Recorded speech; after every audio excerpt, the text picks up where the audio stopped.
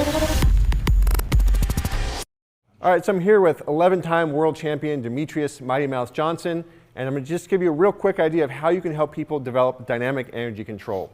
Now, as you can see, we're using my heart rate monitor here, Morpheus, and really the key to teaching someone how to control their energy is teach them how to manage their heart rate. So for example here, beginning stages, I'm going to have him just hit target heart rates and get better at hitting those heart rates and keep them. So he's at 120, I'm going to say, all right, DJ, let's hit up to 130.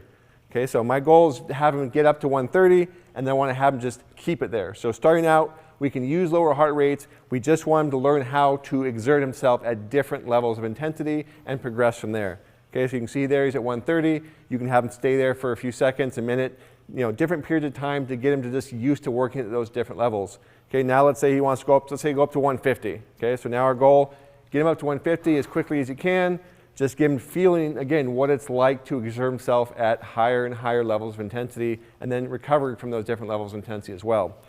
Quick point here too, it's really important you're first teaching someone this to use something like a bike or a rower or something where it's manually driven. Okay, you don't want them changing speeds on the treadmill nonstop. You want them learning how to control at their own pacing. You can progress from something like this, a bike, which is more controlled, to something which is less controlled. For DJ, that might be shadow boxing or hitting the pads, jumping rope, things like that. Okay, so now he's at 150. We want him to keep it at 150 for a little bit period of time, and then we can go up from there. We can go up to 160, 170. In this case, let's have him now come back down to 140. Okay, so back down to 140. So again, we want to teach people how to go up and down in different levels. That's what the whole point of energy control is teaching them how to manage their energy effectively. So in order to get down to 140, he's going to have to slow down. He's going to have to control his breathing, his pacing a little bit.